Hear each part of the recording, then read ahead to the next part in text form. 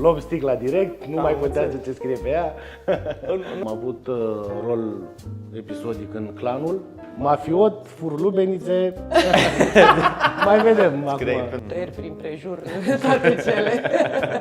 Legare de buric, cum vrei să... Important este să audă tare. Te zidesc ca pe Ana, lui Manole. Da, exact.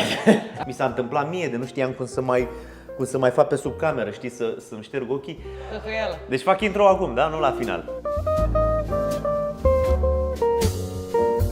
Salutare! Iată ne ajungi la episodul cu numărul 4. Nici noi nu credeam că o să ajungem aici. Dacă la episodul cu numărul 3 v-am zis că este cifra magică, la 4 n-am nicio idee decât ce auzeam la școală când eram mai mic, 4 stai jos. Astăzi avem doi invitați frumoși alături de noi, unul mai frumos decât altul. Este vorba despre Roxana Cocora și Bogdan Oprănescu, sau cum îi mai spun prietenii și toți ceilalți, Tobiță. Tobi. Salutare și bine ați venit la Salutare. încă un podcast. Sau ca să zic așa, hei, salutare! Hei, salutare, ce faceți? V-am zis că cumva nu știm niciodată direcția în care merge podcastul. Știm de ce îl facem. Îl facem ca să poate să educăm la un moment dat oamenii în ceea ce privesc nunțile. Era să zic în ceea ce privește nunțile, dar... Și nu numai, Florină. Și nu numai, în nu numai. Ce anume? Și ce ar mai trebuie să mai educăm? Păi nu știu, putem să-i educăm în privința frumosului. Apreciez că te-ai uitat la mine. Păi cum să nu mă uit, Tobiță, când voi cânta cea mai frumoasă muzică? Exact. Da, să știi, da. Cea mai bună trupă din Craiova, No Antidot. Bă, asta îmi place. Bă, deci cumva o să pun din la moment publicitar. Păi nu de-aia suntem aici. Da, Dacă tot am venit să aici. ne lăudăm. Da, păi, bă, dar știți care e faza? Că eu mi-mi dau seama că am ajuns la episodul cu numărul 4 și nu m-am lăudat eu niciodată pe mine însumi. Bine, Florin Ștefan face cele mai frumoase poze. Din ce? Din peste tot. De Univers, peste e Ești univers. mondial. E universal, da. Cum le ziceam și celorlalți invitați, eu îmi fac câteva întrebări, îmi pun eu câteva întrebări. Îți dai seama, mă gândesc toată săptămâna, 10 minute înainte să vin aici. Și astăzi am descoperit că am vreo 13-14 întrebări pentru voi, plus alte 10 mini-întrebări pe care le pun de fiecare dată. Acum, nu trebuie să ne ținem pe script. Știți voi că ne ducem în toate direcții. Dar așa zic, să avem o introducere, un cuprins și o încheiere. Cum Da. ar Insistăm. zice, îți dai seama că tu ai terminat teatru, nu? Da. Deci trebuie să fie o introducere, un cuprins sau cum, epilog, prolog. De obicei trebuie să ai un început, ca în orice. Intro, eu îi spun tot intro, pentru că muzica cumva nu-mi dă voie să uit de ea și mereu eu spun intro, cuprinsul, bineînțeles, și outro-ul. Outro, am Să înțeles. știi cum să închei. De obicei tu închei, nu? Da, sunt și momente în care îi las pe ei să încheie, adică las trupa să o lase așa mai ușor. Acum depinde de melodie, depinde de energie, depinde în care program al serii suntem. Că de obicei la început abordăm playlistul un pic mai soft. Acum depinde, sunt de la eveniment la eveniment. Unii ne zic, nu, noi vrem de la început, Hardcore. pe mese. Da, am înțeles. Păi bun, dacă tot am început așa, că asta era prima întrebare, ce mai faceți voi să ne prezentăm un pic? Că eu sunt convins că vă știu cei care vă urmăresc, dar vedeți că noi suntem urmăriți și în țară și peste hotare și atunci ar trebui să ne prezentăm. Ok. Zi tu că tot ai început, Tobiță. Eu sunt Bogdan, am trupa No Antidot din 2007. Nu am început de atunci să cântăm la evenimente. Prima dată am avut alt scop, eram puștani, voiam să întoarcem lumea, să schimbăm lumea, să aducem idei și așa mai departe. Am abordat un rock alternativ, după care ulterior ne-am dat seama că, adică unii din noi ne-am dat seama că asta vrem să facem și să trăim din muzică, să facem bani, bineînțeles, că despre asta e vorba. Cum zice Călin Georgescu, despre asta este vorba. Nu este așa. Hai, lăsați! Așa. O tem. Despre politică nu se vorbește. Da. Da, și la un moment dat am mai făcut o trupă de cover-uri. unde am încercat să facem, să abordăm cover-urile și melodiile altora, ca să spunem așa, într-un stil propriu. Și asta o făceam în pub-uri în Craiova, unde ne-am dat seama ulterior că veneau din ce în ce mai mulți oameni să ne spună: wow, dar ce mișto, că noi n-am auzit varianta asta și așa, am vrea să veniți la noi la eveniment. Ok, pentru noi era ceva nou, nu știam cum. Bine, eu mai avusesem ceva încercări cu unele trupe din Craiova, mă duceam la evenimente separat de trupă, dar nu intrasem niciodată, nu eram implicat direct. Adică Era doar... Da, exact. Acolo veneam pur și simplu și făceam ceea ce îmi spuneau oamenii respectivi, adică nu gestionam eu playlisturile și așa mai departe. Ulterior, adică am venit cu o mică experiență, ca să zic așa, știam la ce să mă aștept și ce trebuia să le arătăm oamenilor sau cum trebuia să ne prezentăm oamenilor. Tocmai de aia noi, cumva am hotărât să nu facem ca toți ceilalți și am zis: uite, așa fac trupele de cover-uri, noi vrem să facem așa. Să vedem ce, nu știu, dacă are vreun sens, dacă prinde, dacă nu. Și chestia asta a venit ca un boom atunci, adică la început nu ne așteptam, adică nu de asta am făcut trupa, noi tot din joacă cumva.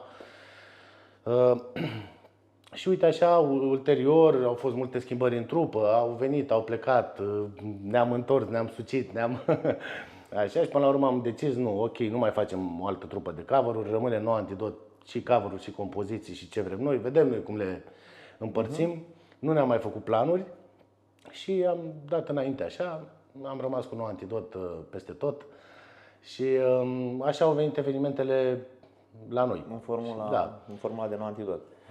Eu când v-am cunoscut, oricum era diferită un pic formula. V-am cunoscut nu mai știu exact, era într-un restaurant, era un botez al lui Liviu din Anglia. Știu Liviu din Anglia. Da. Așa, Liviu din Anglia. Lee Cyrus. Lee Cyrus, da, Liviu, sau cum îi mai spun prietenii, Liviu nebunul. Atunci, da, ne-am distrat foarte tare. După aia a apărut și Diana Tudor în formula, atunci nu era doar Da, era Nico. cu Nico, da, asta spun că au fost schimbări, inclusiv la solistele noastre. A fost Nico, cu ea am început, chiar prima trupă de cover-uri, separat de nou Antidot, după care am comasat așa cele două trupe, a rămas Nico solistă, Nico a fost nevoită să plece, a venit Diana Tudor, după care s-a întors Nico și nu aveam cum să nu o primim acasă. V-ați gândit să o dăm pe Diana afară sau să facem? Da, mie îmi place ceea ce face și ne-am întâlnit deseori la evenimente și nouă ne place ceea ce faceți. Bă, mulțumesc frumos! Exact cum am vorbit înainte, știi? Îți dau pe sub masă așa. Roxana, prima invitată de la podcastul, de la Încă un podcast, care a cerut să bea un pahar de vin. A venit Roxana și zice: băi, Florine, nu deschizi mă și tu un pahar de vin, că am rămas fără permis și uite că acum pot să beau de la ora 9 dimineața, pentru că este ora 9 dimineața, Vinerea Mare astăzi, dacă noi o să ne uităm probabil peste 2 săptămâni la acest episod, dar este Vinerea Mare și Roxana a ales astăzi să bea un pahar de vin alb. Bună dimineața, Roxana! Spune-ne tu despre tine, că noi știm, dar vrem să aflăm de la tine, în afară că ai un pahar cu vin alb. Hai mă, Florin, acum crede lumea despre mine că sunt bețivan. Despre mine nu crede. Și asta e. Da, nu, mi se părea important să destindem puțin atmosfera și având în vedere că ne știm de atât de mult timp, până la urmă ne permitem să râdem, să glumim între noi. Eu sunt Roxana Cocora, sunt event planner și managerul trupei Nou Antidot. Da.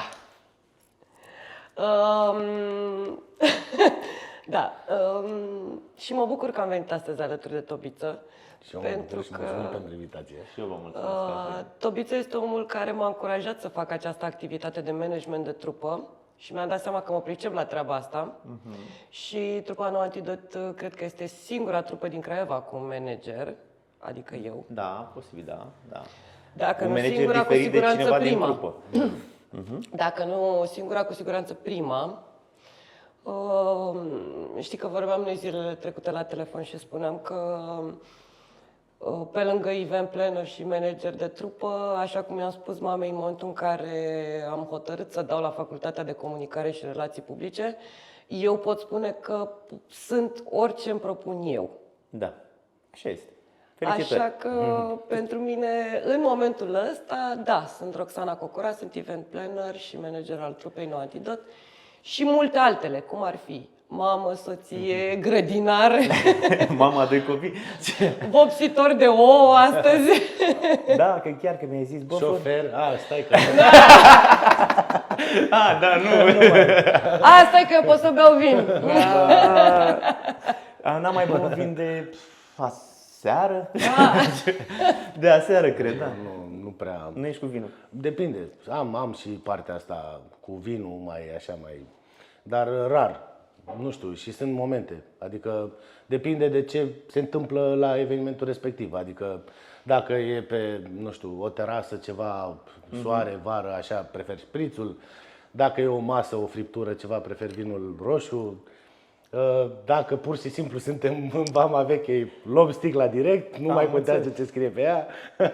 În orice ecuație e bună, e binevenită. Da. Nu știu, mi se pare că cumva alcoolul așa dezleagă, sau cum să zic, limbi, nu? Sau... Depinde dacă o aveai dezlegat. Cum ai zis tu, ce vin mi-ai dat, Florin, ce limbă are. Eu care sunt un cunoscător de vinuri, pentru că le beau, și eu. Ce este aia limbă? Da. Măi, da, noi ne-am cunoscut în diverse situații de-a lungul timpului, de când, cel puțin de când fac eu treaba asta de 12 ani, tot v-am văzut. Când ne-am cunoscut noi nu făceam fotografie, era înainte de era mea, să zic așa. Da, dacă ne-am cunoscut noi, Făceam? eram amândoi la început. Era la început, da. Chiar apropo de ce ai zis tu, că tu poți să fii ceea ce vrei tu, la un moment dat îmi zisesei, cred că pe la început, că făceam eu bucătărie, mă dusesem la niște cursuri, făceam tot felul de lucruri pe care le și promovam ca în stilul ăsta de a pune tot pe Instagram și pe Facebook. Și tu îmi spuneai, bă, Florin, tu promovează mai mult fotografia, munca pe care o faci tu, că tu te promovezi mai mult pe tine. Și ți-ai zis, bă, lasă că e bine să te promovezi pe tine, că nu se știe unde te aduce viața. Și uite că viața te aduce să ai o ciorbărie, Un podcast. să ai un podcast, încă un podcast, să ai un hambar de evenimente. Chiar vă place la Păpădia de fiecare dată când ajungeți pe acolo? Păi, acum ce să zicem? Nu, sincer, mie mi se pare foarte mișto. Eu mă simt foarte bine acolo. Știi, când ți-am zis acum, când am venit la Cuib, adică unde terasa pe care ați amenajat-o, mi se pare foarte mișto și eu sunt adeptul... E mișto vibe-ul. Da, locurilor de genul. Adică să nu fie... Știi, te aștept să vii la un eveniment privat, fie el botez, fie nuntă, fie corporate, orice. Te aștepți, mamă, și acum o să fie nu știu ce candelabre, și când vii într-un loc unde vezi că, bă, pe aici, uite, se mai întâmplă altceva, e mai de-al casei, da. Scena frumos, din lemn, așa, chiar mi-a plăcut scena, a fost primul lucru care... Dar ea a avut de comentat. Mi-a zis, să-i faceți o ușiță pe aici, prin lateral. Da, o idee bună. Da, mă, Florine, pentru că tu privești lucrurile ca și fotograf, cum se vede din față, știi? Așa cum și eu priveam de multe ori lucrurile doar ca event planner și de când lucrez cu trupa No Antidot de cât, de 4 ani? Cam așa. Da, cam așa e. Așa. Cumva încep să văd lucrurile, adică am început să văd lucrurile și din prisma lor și a oamenilor care aduc echipamente și, mă rog, și pliat pe nevoile lor. Ți-am zis că mi s-ar părea bună o ușiță. O ușiță de serviciu. Da. A fost super funny că voi cred că ați cântat, ați fost prima trupă care a cântat pe scena aia, da? Ați fost prima trupă care a cântat și noi eram foarte mândri că făcusem scena. Scena era într-un fel și apoi încă nu am ajuns la final, știi, tot vrem să o mai decorăm cu chestii și am început noi să facem decorul ăla, știi, să arate ca un cuib. Și acum, am acoperit și laterala aia. Și eu ziceam, bă, ce se poate întâmpla? Îți dai seama, e de 8 metri, pe 4 e un pic acoperit acolo, adică nu se vede tehnicul. Dacă vrei să stai acolo să și mănânci, poți să stai să și mănânci. Zic, și ce să mai zic, cine? Nimeni. Și apare Roxana, bă, Florine, fii atent aici. Zic, Roxana, ar putea să faceți o ușiță pe aici, că dacă intră tehnicul în timpul concertului să nu se vadă. Și eu zic, mai înjurat. bă, Roxana, dă-o dragă de treabă, că edita mai scena. Și i-am zis, am dat un exemplu așa, dar nu știu unde, cum urci, nu urci prin față, lasă-mă face, știi? Da, e o idee bună, probabil că o să facem. Da, mă, Florina, dar de la tine am pretenții. Da, așa este, da. O să ne gândim mai bine. Merge făcut acolo o ușiță ca să poți să... Da, e bună ideea. Să nu încurci... Adică dacă cineva ne dă afară pe scenă, noi intrăm pe ușă. Oricum. Da, o să fac o ușiță din aia în spate, știi? De aia de câine. Să ieșiți pe uliță, știi? Batantă. Direct pe Bă, uliță. Florina, acum tu știi că eu te apreciez pe tine foarte mult. Să rămână. Și apreciez foarte mult și Păpădia. Și, nu știu, mi se pare important ca prietenii să-ți facă sugestii ca să nu existe loc de discuții din partea dușmanilor. Păi cum grești tu ca o înțeleaptă, jur. Deci e de la... Nu. Așa am fost mereu. Așa este, să știi că e bine să primești sugestii, pentru că atunci știi în direcția în care te întrebi. Doar că voi știți că noi am tot... Că să vedeți că încă n-am terminat. Deci mai sunt chestii. Am văzut că erați niște beți acum. Da. Nu mă întreba, că nu știu exact. Cristi e cu partea asta de design. El face toate nebuniile. Da. În ce proiecte v-ați implicat în ultimul timp? Diferit de partea asta de evenimente. Și da. Dacă v-ați implicat sau... Tobiță, te-ai implicat în vreun proiect? Da. Eu în 2019 m-am apucat de facultatea de actorie. Cum sună asta, m-am apucat? Am început facultatea. Ai terminat-o? Da, am terminat și masterul chiar. Oh. Și adică era o pasiune pe care o aveam de mic, cumva. Îmi povesteau ai mei diverse scenarii pe care le făceam acasă, urcat pe scaun, vorbit, ca în public, făcut plecăciuni. Aveam această Și în loc să te faci ospătar, cum plecăciuni? Exact, da. Am zis, aleg altceva din care chiar să mor de foame, adică, deși nu pare. Da, am ales să fac asta la vârsta asta. Pentru că altceva n-a fost. Am ales să vreau să fac bani din asta, că altfel nu are rost. Da. Da, și m-am implicat automat în acest anturaj.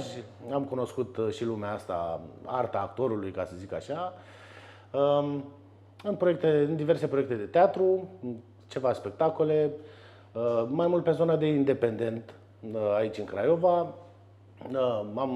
Ulterior am făcut și o trupă alături de colegi de impro show, care, asta ne ține cumva în priză și te mai antrenează în momentele în care nu ai proiecte. Am avut norocul și șansa de a filma ceva reclame și a juca în diverse producții TV.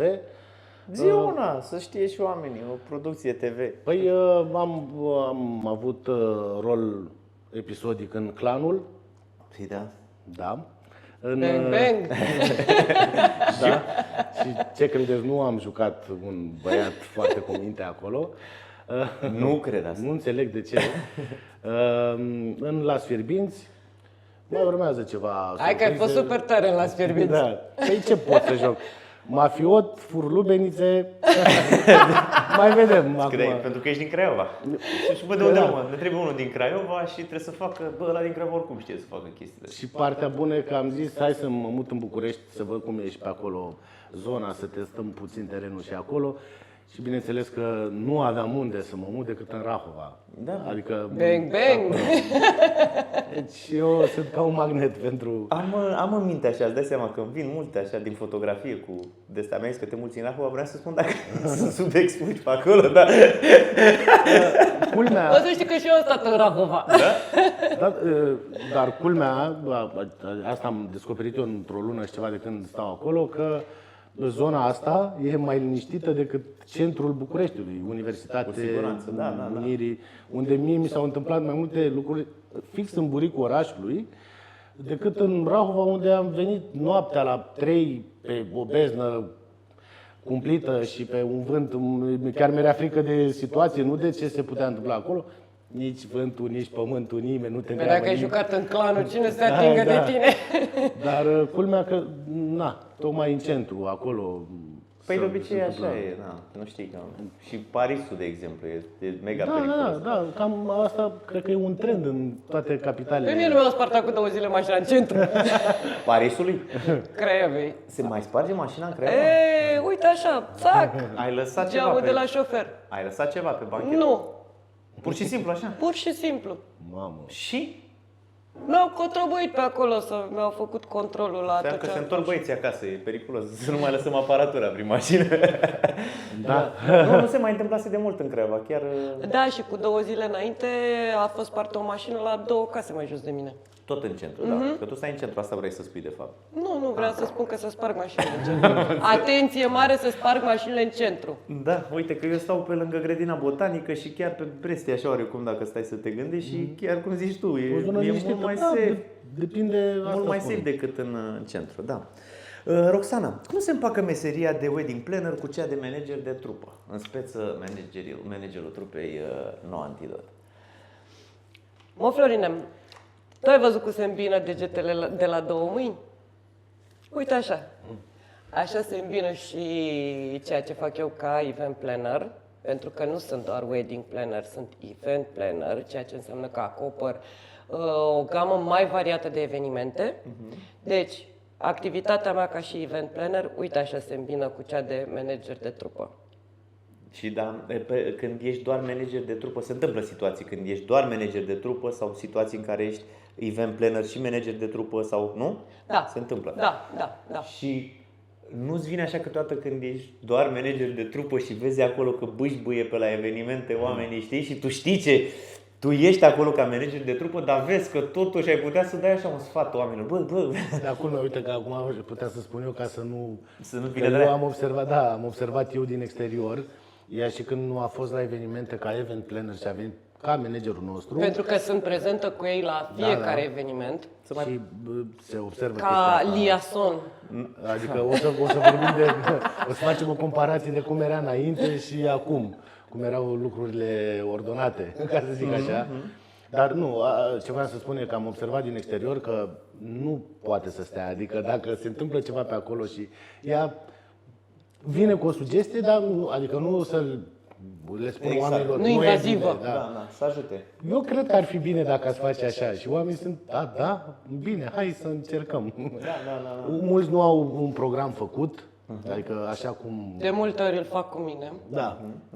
Da, și de multe ori fac și cu mine ca fotograf, adică... Da, ceea ce, din punctul meu de vedere, e foarte important. Adică eu asta făceam înainte să fie Roxana și vorbeam cu, mirii care urmau să fie miri, cu oamenii, vorbeam despre eveniment și trebuia să stăm să fac. Era una din cerințele mele principale. Vă rog din suflet, aș vrea să avem un desfășurător, pentru că dacă nu o să fim... O să vină sarmaua peste voi. Da, și e foarte important pentru vibe-ul trupei să știe ce are de făcut și când. Pentru că pe lângă situațiile în care ei cântă atunci când se serve sarmalele și de multe ori clienților le spun, știi, dacă creați situații din acestea în program, atunci, din punctul meu de vedere, nu veți profita la maxim de atmosfera creată de trupă. Deci, pe lângă această situație, este foarte important și pentru ei, ca și pregătire mentală, să știe exact ce au de făcut și când. Pentru că în momentul în care avem un echilibru din asta în programul evenimentului, atunci ei cântă mult mai liniștiți. Și cred că asta este important și am văzut că te-ai strâmbat puțin în momentul în care am folosit cuvântul liason. Da, voiam să zic că le aduci cuvintele astea. L-am românizat așa, hai să-i spunem om de legătură, deși sună așa de agent secret, știi, omul de legătură. Dar pentru ei este foarte important ca în momentul în care există anumite lucruri de ajustat, anumite lucruri de planificat, să o fac eu și ei să se concentreze doar pe ceea ce înseamnă activitatea artistică. Asta este foarte important și am văzut că performanțele lor sunt extraordinar de bine echilibrate în momentul în care ei se preocupă doar de partea artistică. Așa este. Ăsta a fost motivul principal pentru care am contactat-o pe Roxana și am propus ideea asta, pentru că la un moment dat nu poți, adică, băi, nu poți. Eu încerc să spun asta tuturor. Sunetistul are treaba lui, să fie la sunet. Tehnicul are treaba lui, să fie la tehnic, să vadă necesitățile trupei în momentul în care cântă, că se pot întâmpla. Îți cade ceva, un stativ, o chestie, trebuie să fie acolo. Luministul, bineînțeles, orice, fiecare om la un eveniment trebuie să aibă treaba lui. Managerul trebuie să fie manager, toboșarul trebuie să fie toboșar, solistul solist și așa mai departe. Pentru că la un moment dat se bat cap în cap. Eu eram la evenimente înainte, stai să mă duc să vorbesc, stai puțin, venea șefa de sală, dar voi trebuia să intrați. Păi nu că așa e, nu că nu e, repede, du-te la scenă, stai că nu mai era ceva montat. Mamă, de ce era? Plecam varză cu creierul, eu nu înțelegeam nimic. Adică eu luni, dacă aveam evenimente, se întâmpla să avem evenimente, îți dai seama, vineri, sâmbătă, duminică, eu îmi reveneam abia miercuri. Și vorbesc serios, că stăteam cu prietenii luni la cafea sau așa și vorbeau cu mine și eu eram, bă, stai că eu încă am frânturi, eu nu mai știu ce am făcut la evenimentul ăla, parcă ăsta a plecat cineva, adică nu ești total căpiat. Total. Și nici nu te mai bucuri de experiență, că până la urmă cred că toți facem asta Păi da. pentru bani, da, Bineînțeles, să te bucuri de Da, parcurs. Florine, în momentul în care vorbim de un act artistic, este foarte important vibe-ul. Foarte important. clar. Foarte important. Și eu am grijă ca ei să aibă vibe-ul bun. Eu nu vin praf după eveniment pentru că am o experiență în spate și cred că de asta ați și ales să lucrați cu mine. bineînțeles. Și în baza experienței pe care ați avut-o cu mine ca și event planner și coordonator de eveniment. Asta era și ideea. Și atunci fiecare face ce știe mai bine, știi? Mi se pare corect. Da, băi, la un moment dat am stat și m-am gândit, băi, mi-ar trebui cineva care să facă asta. Și am stat, m-am gândit, dacă să iau pe cineva să inițiez întreb. Și am, mamă, iau iar de la capăt, stai puțin. Da, și am stat și m-am gândit, mă, cu cine m-am simțit eu safe la evenimente? Fix așa. Și mi-a venit în cap cel mai mult evenimentele pe care le-am avut împreună. Cu toată lumea m-am înțeles bine, adică să nu înțeleagă cineva. Noi suntem chiar cu toată lumea, sunt ok la toate capitolele. Numai că m-am gândit, măi, e ceva care eu nu pur și simplu, doar m-am dus pe scenă, mi-am făcut treaba și m-am întors. Și asta pățeam cu Roxana. Adică niciodată nu am avut o întrebare sau auzi, dar asta nu e așa. Nu, noi am venit acolo, ni s-a dat un program, o listă, asta faceți, noi am luat lista în mână, vedeți toți. Ne puneam pe grupul nostru de WhatsApp orele și așa, și toată lumea. Deci mergea treaba ca unsă, ca să zic așa. Voi chiar citiți programul ăla, nu? Da. Chiar cu atenție și ne pune și alarme la un moment dat că, băi, hai că cu 5 minute înainte avem... Mie mai spune Roxana sau Mona sau, mă rog, îmi spun, bă, ți-am trimis programul ăla, n-ai citit? Păi, na, mie îmi place așa, eu sunt mai să mă duc așa cu flow, știi, așa sunt ok. Da, mă, Florine, dacă reții tu la început, când am început noi să lucrăm, îți trimiteam odată desfășurătorul pe WhatsApp și îl și printam și ți aduceam. Unul pentru tine, unul Poate ai pentru prins. videograf. Știi foarte bine că de câțiva ani nici nu vi le mai aduc. Că Pe culori, așa cum le face ea, știi, cu Da, da, da. subliniază cu culori. coduri de culoare, ca să știe fiecare să se regăsească în funcție de culoare unde are rolul Cu în program. legendă. Știi? Legendă, Exact. bam. Data viitoare să mă pic pe albastru, că mie îmi place Universitatea Craiova. Ai, mă, Florine, că tu ești o persoană caldă, de ce ai alege o culoare rece? Ar trebui să fiu galben, nu? Sau portocaliu? Ești solar. Mulțumesc frumos. Băi, chiar că, uite, vezi, tu mi-ai făcut acum un compliment și chiar din domeniul meu așa și ai văzut că avem tendința să nu preluăm când ne face cineva un compliment, cumva noi nu mulțumim, suntem mai mult ne scuzăm, știi? Bă, Nu, Eu nu. cum faci? Explică. Adică, cum poți să... Eu, sincer, nu am știut niciodată să primesc un compliment sau chiar, nu știu, inclusiv de ziua mea, spre exemplu. Veneau invitații, cadou, hei, nu știu, și eu nu știam să mă bucur de chestia asta. Bă, mersi, e ok. Da. Bă, la un moment dat mă simt prea... Nu știu să dau înapoi, n-am feedback, nu știu, n-am filtrul ăsta de... păi nu cred că majoritatea n-avem, pentru că e din copilărie treaba asta. Cred că, în general, dacă mergi la psiholog, te ajută. Nu, hai să spun eu cum fac. Ia zi. Unul la mână, în ceea ce privește cultura asta, ca să vorbesc în limbajul de lemn corporatist, cultura asta a feedback-ului, Da. mă avantajează foarte mult formarea mea profesională ca și specialist în comunicare și relații publice. Asta unul la mână. Și, nu în ultimul rând, un lucru care eu cred foarte mult, sunt leu. Și atunci, M-am făcut amândoi. Leu. pentru mine, ca leu, complimentele întotdeauna sunt binevenite. Ești foarte frumoasă astăzi, chiar am vrut să zic. Vai, mulțumesc. Eu sunt fecioară. Ești foarte atent la detalii și cu atât mai mult contează complimentul tău pentru că ai fost atent la detalii. Așa că îți mulțumesc. Mi-am pus cercei tocmai în asta. M-am gândit, bă, ce n-am făcut de până la 40 de ani? Bă, sunt fecioară, nu mi-am pus cercei niciodată. Hai să pun cercei, știi?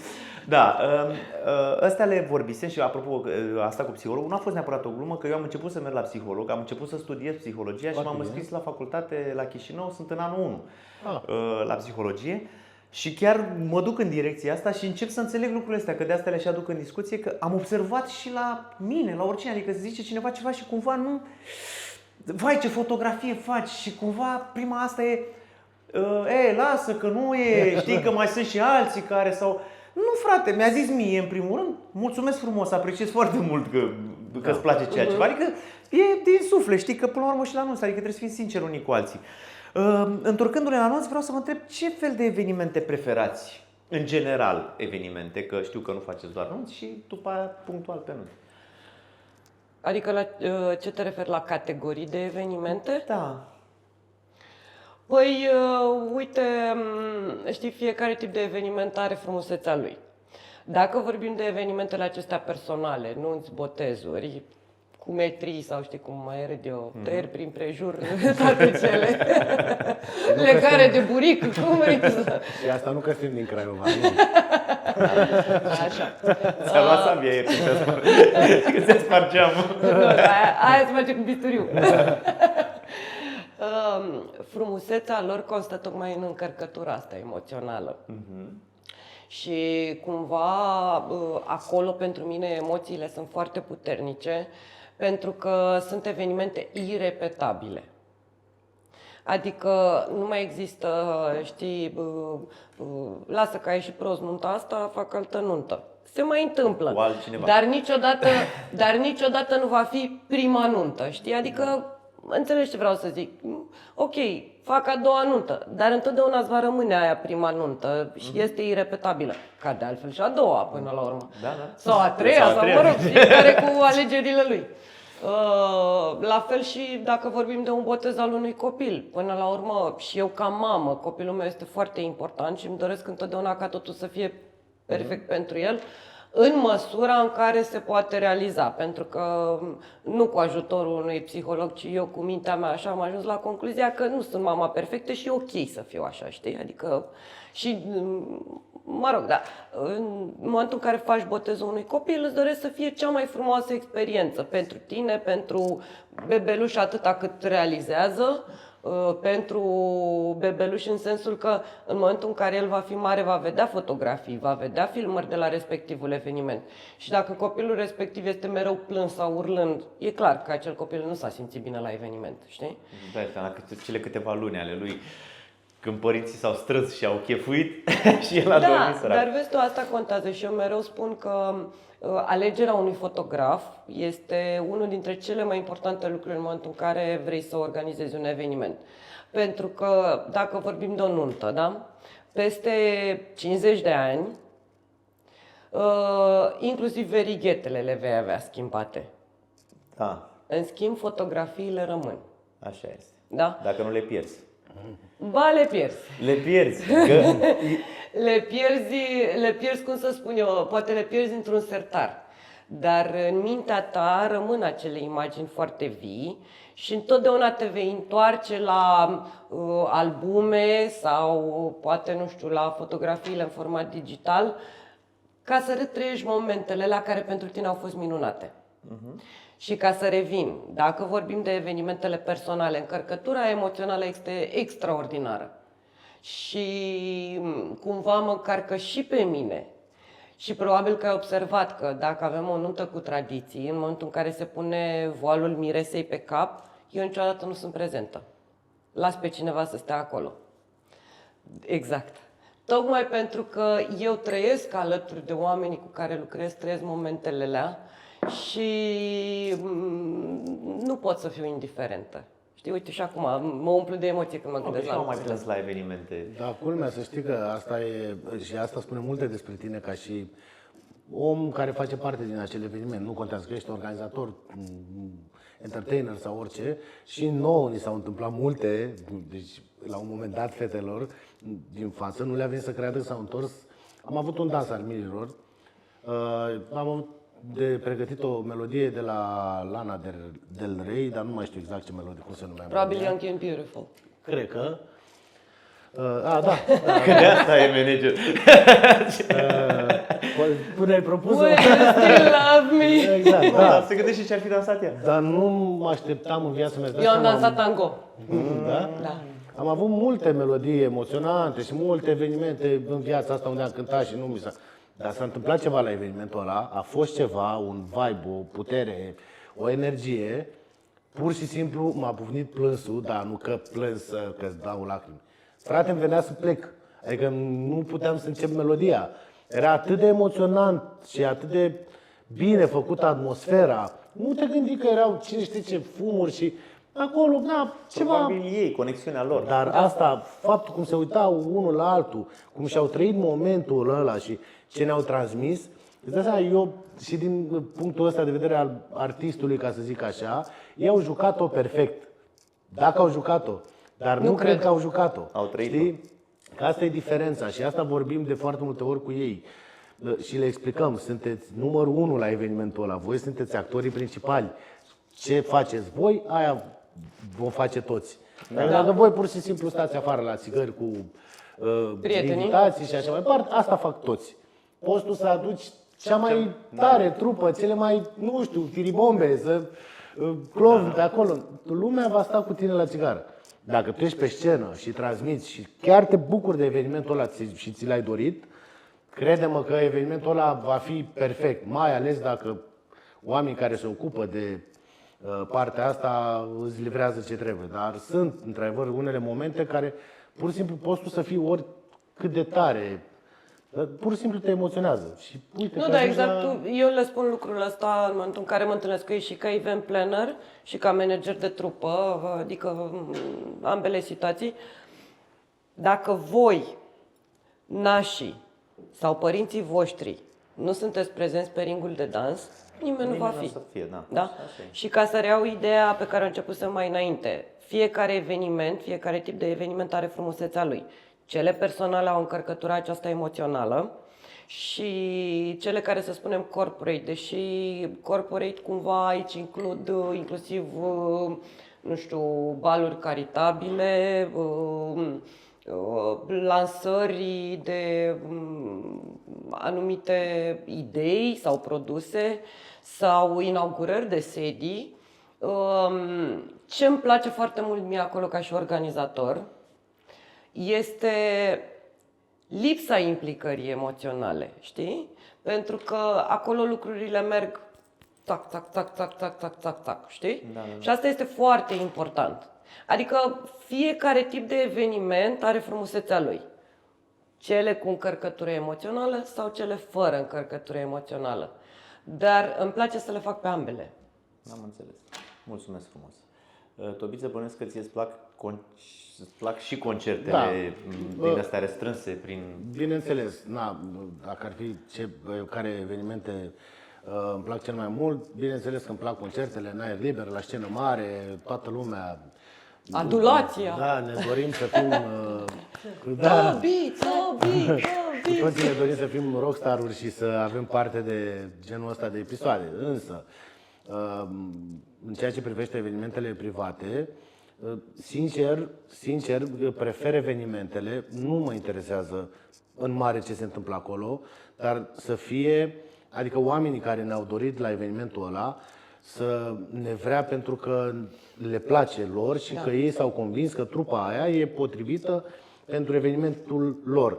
Nu în evenimentele în care suntem chemați pentru că a chemat și prietenii sau pentru că știu ei nu știu ce, sau pentru că se vede chestia asta, adică se vede că nu sunt ceva făcut acolo, hai că a trebuit să fac. Am luat și noi o trupă. Da, chiar mă, tu știi o trupă, da, ia dă și mie număr. Păi stai că, uite, să-i vezi, nu mă interesează, trebuie să fie cineva acolo.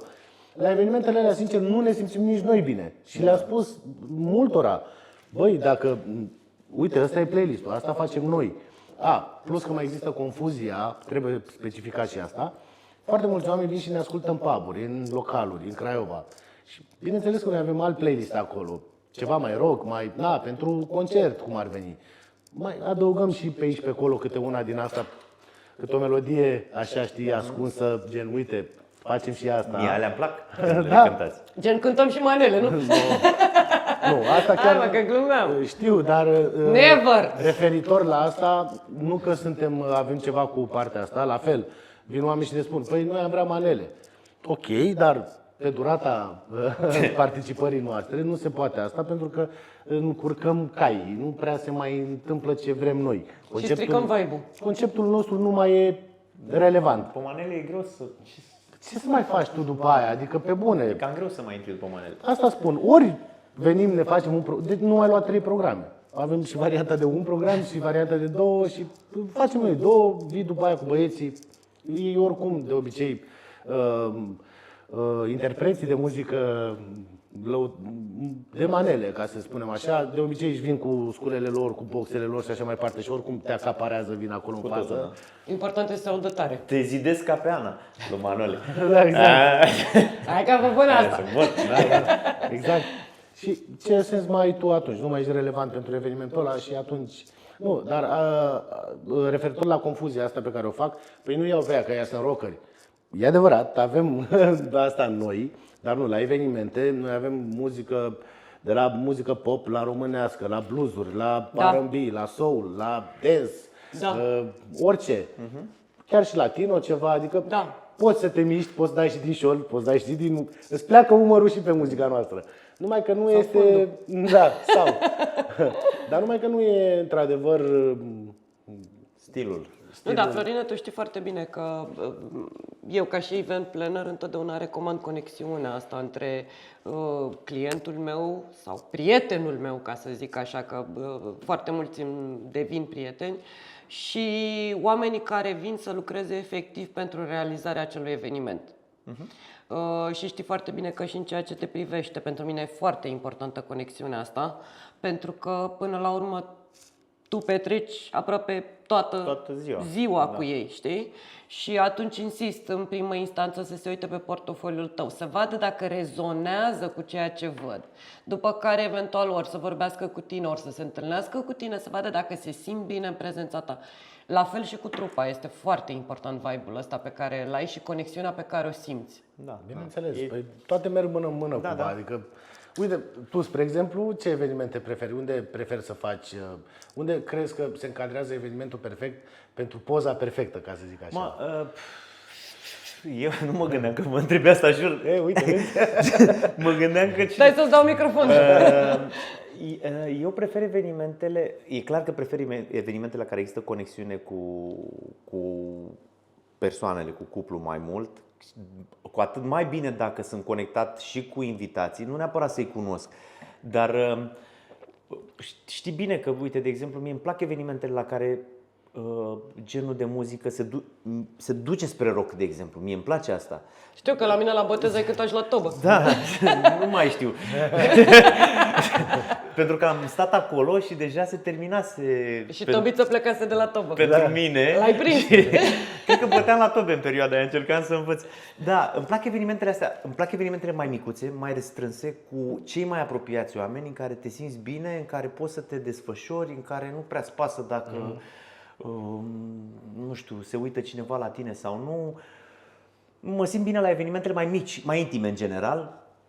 Și fotografic, de exemplu, deși îmi plac evenimentele afară, fotografic nu-mi plac evenimentele afară, pentru că noaptea e mai dificil să faci fotografie afară. Adică sunt niște, deși îmi plac cununiile în aer liber, nu e tot timpul potrivit să faci o cununie religioasă în aer liber, pentru că pot o faci la ora 4 și e soare, știi? Adică tot timpul e un mix feelings, așa, știi? N-aș zice că, dar în general, iar n-am nicio problemă cu evenimentele cu tradiții, în care chiar, cum ziceai tu, că plâng sau ceva, mi s-a întâmplat mie, de nu știam cum să mai fac pe sub cameră, știi, să-mi șterg ochii. Dar oamenii au făcut tradiții pentru că au vrut ei și nu pentru că au vrut părinții lor, știi? Și atunci asta se vedea. Adică oamenii au făcut că așa au simțit și s-a văzut acolo, aia mă interesează. Dar în rest, tradiții pe care le faci, că vor părinții, nu mă interesează. Bineînțeles că mă duc și le fotografiez, dar nu se întâmplă nimic, efectiv, e o pierdere de vreme. Acolo, e o pierdere de vreme, nu? Da, să știu că, uite, am avut foarte mulți oameni cu care am lucrat ca și clienți, care îmi spuneau, păi vrem să facem hora miresei, păi vrem să facem aia, păi vrem să facem... Mă refer la chestii tradiționale. Și mereu am pus întrebarea, bun, dar de ce vreți să faceți asta? Și răspunsul a fost, păi nu așa se face. Da. Și eu mereu le spun, se face doar dacă vreți voi, dacă vă simțiți conectați cu treaba asta. Și atunci era un fel de, da? Da, nu știau că se poate. Da. Mai e chestia asta care, bine, nu știu, mi-a venit în cap treaba asta și mama de câte ori am auzit-o, întrebăm cum se întreabă. Au dansul mirilor? Fac? Da. Da, mă, avem ceva acolo până la minutul 1 și după aia intrați voi. Bă, frate, de ce tratați chestia asta așa că așa fac toți? Bă, că venim, o iau pe asta, facem un pic așa, bam, gata, ați schimbat din și mai între prietenii. Da, și veniți voi repede ca să acoperim. Am înțeles, ok, nu toată lumea e talentată, nu cu toții știm să dansăm, poate unii nu au ritm, se întâmplă, e Există normal. și frica aceea de mulțime, să te vadă toată lumea, să Și fii asta, centrul atenției. numai că nu e, chiar nu mi se pare atât de greu să-ți faci un moment, bă, de 2 minute, nu cred că stai în nimeni cap, ceva simplu. Asta spun că la acolo unde mi-a venit mie să plâng, nu te gândi că a fost vreo coregrafie, Era conexiunea dintre ei. Frate, doar momentul când s-au apropiat, s-au pus în poziția de dans și foarte ușor, deci a fost perfect. Da. Nu cred că și-au Da, luat. pentru că se concentrau unul pe celălalt și nu fiecare pe pașii pe care i-au de făcut. Plus că da, vezi, stau, numără, transpiră, fleașcă, și unul, doi, o calcă pe... Și vezi că e luat de rochie. Știi ce le spun mereu?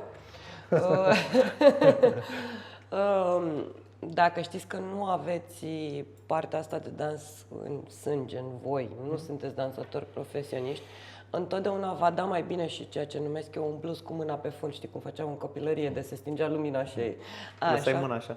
Exact. Îți mai alunecă mâna. Stai să văd dacă... Așa. Întotdeauna va da bine un dans din ăsta relaxat, pentru că atunci se simte emoția aia de care vorbea Tobi, știi? Da, asta e ideea. Atâta trebuie să transmiți. Și în plus, mai este o chestie. Cred că de dimineața de când mă întâlnesc cu ei, până la momentul dansului îmi spun, mamă, să vină odată dansul ăla să scap de el. Da. Mamă, să vină dansul ăla odată să E scap de el. stresant. Eu mor Băi, de frate, până la urmă, nunta nu este despre dans. Da. Da? Fuck the dance. Fuck the dance, știi? On the floor. Așa. Și în plus, le mai spun lucrul următor. Nimeni nu știe, poate eu eventual că mă duc să-i filmez la local înainte. Ești nebună, jur că mi-ai trimis toată dansul, da. Dar scuze că te-am Da, pentru că eu întotdeauna mă duc să-i filmez și vă trimit vouă care vă ocupați de partea de imagine ca să vedeți cum va arăta, să știți unde să vă poziționați. E o obsesie de-a mea treaba asta. Una din ele. Așa. Nimeni nu știe în afară de mine, de voi eventual care primiți filmul și de ei, cum trebuie să arate dansul ăla. Da, corect, așa e. Da? Și întotdeauna, și dacă fac o coregrafie, dacă se întâmplă cumva să uite vreun pas sau ceva, mereu întotdeauna se improvizeze atunci pe loc și conexiunea aia va fi mult mai importantă decât să se apuce, bă, trebuia să faci asta, mamă, greșești pasul ăsta, stai că reluăm acum. Nimeni nu știe. Așa e. Tobiță, Da. îți place să ți se facă playlist sau preferi să ți se sugereze ce ar trebui să cânti? Sau? Da, e un punct de vedere bun și bună întrebarea. Prefer, e ok în momentul în care cineva vine cu ceva sugestii, vrem și noi playlistul vostru să vedem, dar oricum asta facem noi de la prima întâlnire, adică uite ăștia suntem noi, bam, bam, bam, ofertă, tot, după care ăsta e playlistul. Și de câțiva ani o fac eu. Exact. Și aici tu preferăm să ni se spună ce nu vrei din playlist decât ce vrei. Ce vrei, da. Pentru că îmi dau seama dacă tu nu vrei genul ăla de melodie, deci m-am prins care e filmul pe care vrei să mergem. Putem accepta, uite, spre exemplu, avem piesa asta pentru dansul mirilor. Vrem să o faceți așa, încercăm, adică dacă nu are, nu știu ce fanfară pe spate, noi suntem o trupă totuși, ne descurcăm, putem să o adaptăm cumva sau să o facem cât de cât să fie ca Și aici acolo. e meritul sau... vostru în ceea ce privește aranjamentul muzical. Da, asta o facem la repetiție, exact. Da. O producem acolo, îi facem ceva, un backing track, o reorchestrăm sau o orchestrăm cât să fie în zona aia pe care ne-au cerut-o.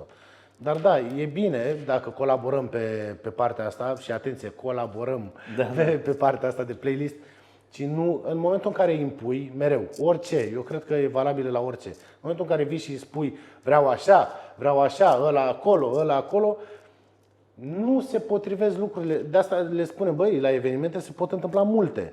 Adică Și oamenii nu sunt marionete. Da, și tu degeaba îmi spui să vin la programul 2 cu melodiile astea. Dacă nu e vibe-ul ăla la eveniment și lumea încă nu și-au intrat în priză, ca să zic așa, lasă-mă că am drumul meu, știu, am atâtea evenimente în spate, încât să îmi dau seama cum să-i fac, să-i ridic, să mai vorbim ceva, îi mai, știi? Preludiu. Un preludiu. Exact, adică cumva trebuie să te împrietenești cu oamenii ăia, să fii ca ei acolo. Să fie cu tine. Te uiți prima oară la ei, te săruți și apoi faci dragoste. Exact, exact. Le Ca dai la un final vin. să fie un sex sălbatic. Le dai un vin înainte. Lasă-mă să ghicesc, să fie happy ending. Să fie cu happy ending, da. Finalizăm. Da, mie la final îmi place cel mai mult. Adică mă refer, nu mai râde. La țigara de după te Hai, dezbracă-te acum, că eu voi vin, dar tu te dezbraci. Mă refer la bis tot timpul. Deci ultimul program ăla este monstruos. Deci Da. îmi iau Eu ador programele alea, adică alea, genul ăla la care te referi, cu bisuri și așa mai departe. Când ne ducem în nebunia aia, știi, de tot, vine unul îmbrăcat tot din piscină, la localurile care au.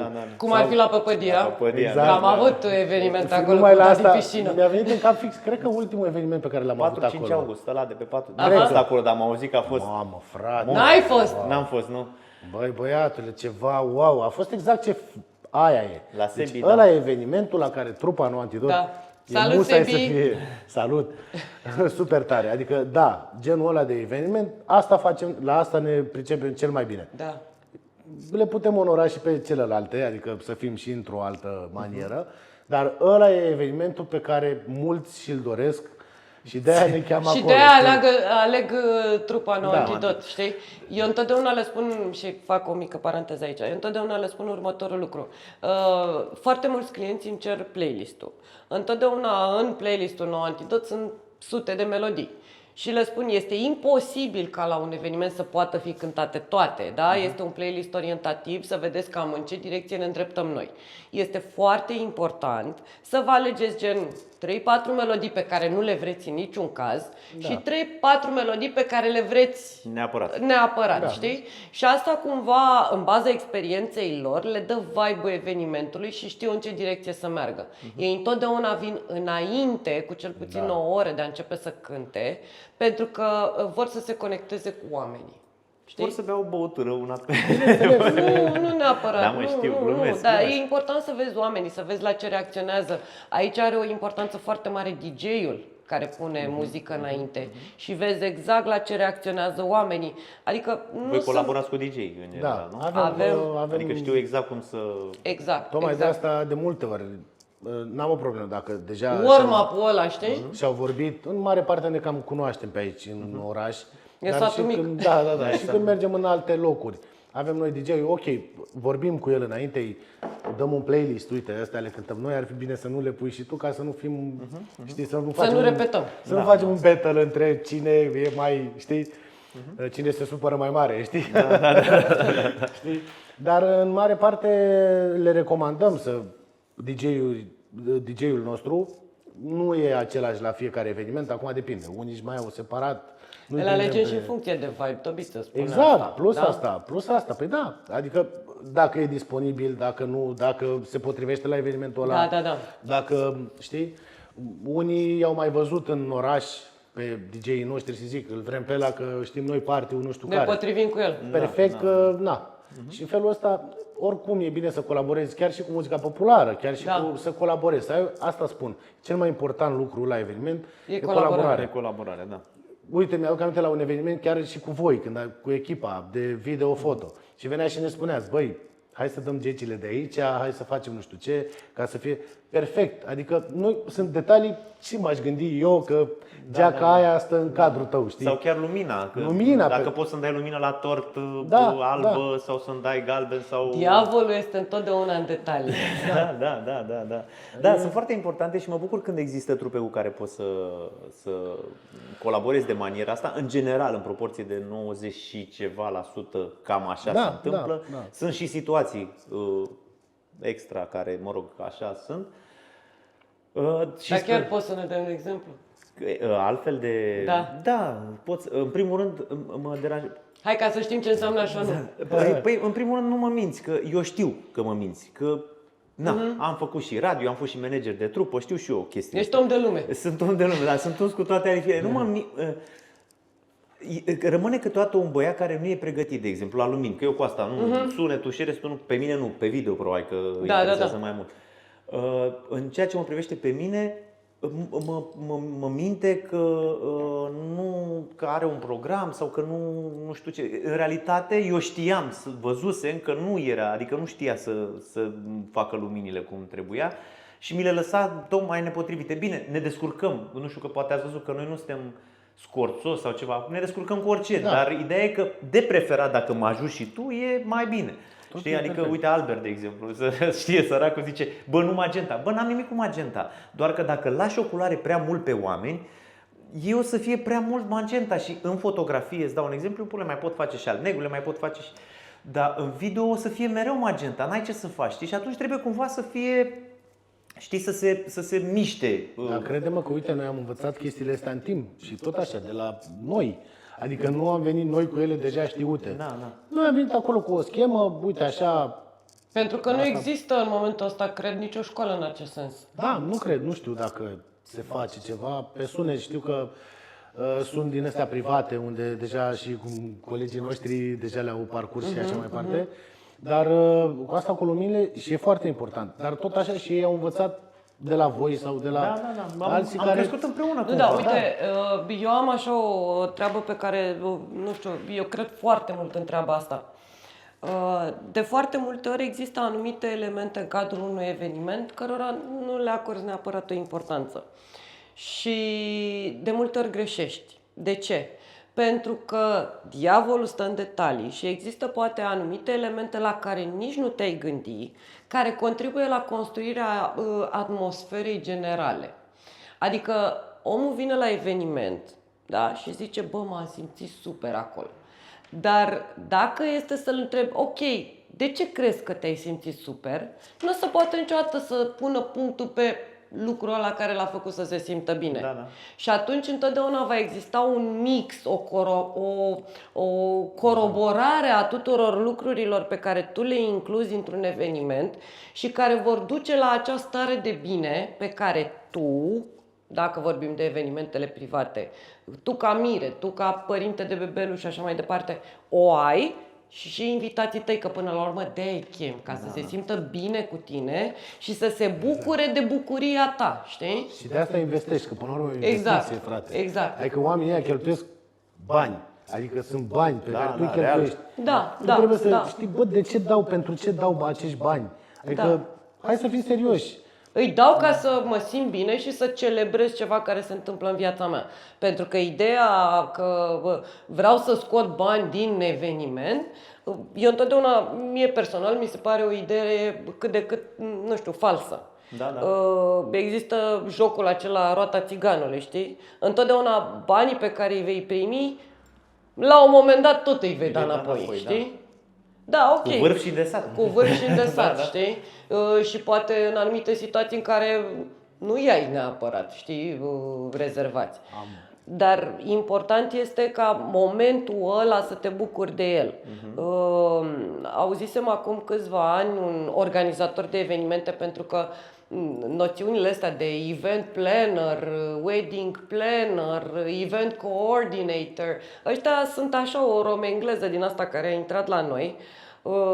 Și apropo, eu am adus partea asta de event planning și event coordination în Craiova. Eu am fost cea care a început să educe piața în sensul ăsta. Nu toată lumea rezonează cu termenii ăștia romeni-englezi, știi? Atunci zici organizator de Și evenimente. eu pe cartea de vizită mi-am scris organizator de evenimente. Cumva asta, să zic așa, înglobează tot ceea ce fac eu, că de multe ori sunt întrebată, dar ce faci tu? Dar ce nu fac? Păi scrie organizator de evenimente, știi? Dar ce nu fac? Costivuri, nasturi. Da. Știi foarte bine că au fost situații, uite, cred că chiar tu erai fotograf, când înainte de prezentarea tortului, Mirele a constatat că nu mai avea nasturile la sacou. Guess what? Roxana Cocora a cusut nasturile la sacou ca să dea bine în poze, să-i placă și lui Florin. Dar cu ață roșie. Să nu-l deoache nimic. ai mereu la tine ață? Sau? Da, întotdeauna am o trusă de urgență la mine, care include, cred că, tot ceea ce te poți gândi și nu te poți gândi. Prezervative, pastila de a doua zi. Da? Nu? Nu. Nu, Poate le trebuie. eu în chestiuni din astea personale nu mă bag. Am înțeles. Da, mă imaginez și ai. Probabil plasturi, Tot. pastilă de cap, Emetix ăla sau cum se numește, știi? Tot. Ăla de dimineața pe ce bei. Tot. Inclusiv cretă ca să reușim să curățăm rochia miresei pe unde se pătează. Ce mă? Cretă. Cretă? Sau eu? Cretă. Nu m-am Pe gândit la lângă asta, proprietățile super absorbante ale prafului de cretă, dacă pata respectivă este super umedă, praful de cretă poate masca foarte bine petele foarte pregnante. Notează, da. Maschează foarte bine petele pregnante. Da, dacă vorbim de o rochie ivoar, creta, dacă te uiți în detaliu, se va vedea la un moment dat. Dar în poze nu se va vedea și cred că asta e important, să nu-ți apară, nu știu, gen o pată de vin roșu fix în față, știi? Da, uite, foarte interesant. Asta nu m-am gândit niciodată la cretă. E vorba de tips and tricks și toate lucrurile astea cumva, exact cum spuneam înainte, nu există neapărat o școală, deși drumul ăsta pe care eu l-am ales în direcția asta de organizare de evenimente mi-a fost insuflat în timpul facultății când am avut cursuri fix în sensul ăsta, pe partea asta de protocol, de organizare de evenimente. Dar tot ceea ce înseamnă, și folosesc din nou romă-engleza, tips and tricks, adică lucruri din astea care, cum să spun, te ajută în activitatea de zi cu zi, ăstea le dobândești numai datorită experienței. Uite, am văzut că te-ai apucat să faci, uite, ai putea să faci și astea, tips and tricks-urile astea, ai putea să le zici în filmările alea pe care te-ai apucat să le faci. Da, chiar aș putea să fac treaba asta. Sunt de bun augur. Și știi de ce m-am apucat? Scuză-mă puțin, Tobi, știi de ce m-am apucat? Pentru că mie întotdeauna mi-a plăcut să fiu o persoană discretă. Niciodată nu mi-a plăcut să ies în față, chiar dacă sunt leu. În ceea ce privește evenimentele clienților mei, ei sunt importanți, nu eu. Adică ei trebuie să fie mijlocul eveniment, miezul, nu eu, da? Și în ceea ce privește promovarea, mereu mi-a părut să fiu o persoană discretă și cred că persoanele care m-au ales să intru în viața lor în acest mod, m-au ales tocmai datorită discreției. Însă, din păcate, această discreție de foarte multe ori a fost cumva eronat înțeleasă, în sensul că foarte multă lume a considerat la un moment dat că eu nu mă mai ocup cu activitatea asta de organizare de evenimente. Și atunci mi s-a părut important să arăt că, da, sunt acolo, da? Hei, salutare! Da? Salutare, merge la restaurant. Da. Păi da, dar știi de ce? Pentru că s-a dus tendința asta, a început să meargă pe partea asta foarte mult de social media și dacă nu ești prezent cumva, lumea are impresia că... Și eu la fel, gândește-te că eu de când mi-am făcut restaurantele, cam mai multe, Care? Păi, Teracota și Păpădia. Dar vreau să zic, știi cum foarte important să pronunți numele. cum zicea Țiriac, știi? Avioanele, că am mai multe. Lumea a avut impresia că cumva, bine, ajutați și de probabil concurență sau ceilalți care nu m-au poate la suflet, deși cred că majoritatea sunt prieteni, știi, considerau că băi, eu nu mă ocup de asta, deși am în fiecare weekend evenimente. Și atunci am început să plusez un pic și să încep să postez chiar toate evenimentele, că nu vreau să creadă lumea că nu mai fac evenimente, pentru că mie îmi place meseria asta. Inițial pentru că altceva n-a fost și am vrut să fac bani din asta pentru că altfel n-are rost, dar ulterior, adică relativ repede, după vreun an de zile, m-am îndrăgostit efectiv de oameni și de poveștile lor și asta îmi place să arăt în... Da, Florina, să nu uităm că social media era cât pe ce să decidă un președinte al României. Da, Da? E foarte important. da. Însă, Mă gândeam, dar zic în pauză. da, însă Adică ce vreți să spuneți prin să nu intrăm din nou în politică. Hai să vorbim despre vreme, dacă vrei. Dacă pe tine te felicit că te-ai apucat de treaba asta, în schimb Tobiță, care făcea foarte multe chestii super funny. Deci, bă, iubeam să te văd. Ori nu mai am eu timp, ori n-am mai văzut, ori nu mai faci. I-ai dat unfollow, ce să mai... Nu i-am dat unfollow. Cred că nu mai faci. Nu, la un moment dat, da. Bă, omule, Cred că urma să vorbim despre asta, nu știu de ce am impresia asta. Nu, pentru mine cel puțin, adică pe mine, personal, deși știu că foarte mulți din domeniul ăsta au fost afectați și anume elefantul din cameră. Și nu eu, pandemia, da. Pandemia, spre exemplu, pentru mine a avut un efect foarte negativ. Adică a fost așa, rău de tot. M-am scufundat puțin, n-am știut să gestionez foarte bine perioada aia. Recunosc că e și vina mea, m-am păstuit eu foarte mult și a avut un efect destul de nociv așa către cum am redescoperit social media-ul. Când făceam chestia asta și eram mult mai prezent pe rețelele de socializare, nu era atât de buluc. Știi, adică, bă, era ceva acolo, lumea mai era preocupată, te mai vedea și pe tine, mai râdea. Acum, deja, îți dai seama, perioada aia i-a făcut pe toți să vină acolo. Da. M-am simțit destul de claustrofob în treaba Da, asta. e o intoxicare. Și lumea nu mai făcea diferența între genul meu de umor și genul lor de umor. Și eram așa băgați toți la oaltă și mie nu mi-a plăcut niciodată să fiu așa. Inclusiv în stilul vestimentar, cu muzica de asta și cover-urile noastre sunt făcute, au o tenta noastră pusă acolo. Niciodată nu mi-a plăcut ca ceea ce fac pe domeniul artistic și chiar și în viața personală să mai aibă și alții sau să fie identic ca alții. Că avem toți în comun lucruri. Și tocmai de asta, la un moment dat am renunțat, mi-a trebuit un moment de recalibrare, ca să zic așa. Având după aia actoria în viața mea, mi-am dat seama că unele lucruri nu trebuie așa, trebuie așa. Adică mi-am dat seama de niște detalii. E drept că, din păcate, un mare minus, și aici îmi dau cartonașul roșu singur, este că nu am mai gestionat treaba asta și s-a văzut, exact ce spuneați, nu antidote aia mai cântă, mai fac. Uite, fanilor le e dor. Da. Noi am mai puneam, dar în mare parte story-uri și așa mai departe. Nu prea avem materiale profi cu care să venim, deși noi am mai înregistrat unele. Nu cred că trebuie profi. Crezi că trebuie profi? În ziua de azi, da, am văzut că fac diferența cele care sunt profi, actuale, cu subtitrare. Hai să faci ușor. Da, știu. Dar totul să fie exact, știi, e un șablon acum. Adică Da. Subtitrarea Ca și și zice, cred că botoxul. De la o vârstă, dai seama că trebuie să Nu, bate și da. pe mine gândul. Știi ce îmi place mie la ei? Că sunt autentici. Sunt autentic, da. Și exact filmulețele astea pe care de foarte multe ori le fac eu în timp ce ei cântă, dau nota asta de autenticitate. Frate, nu venim cu echipa de filmare după noi, știi? Și nu Dacă regizăm. e posibil, e bine să faci exact ce spuneai. Dar nu dacă regizăm lucrurile. O filmare cu telefonul îți arată exact. Filmarea cu telefonul nu poate să mintă.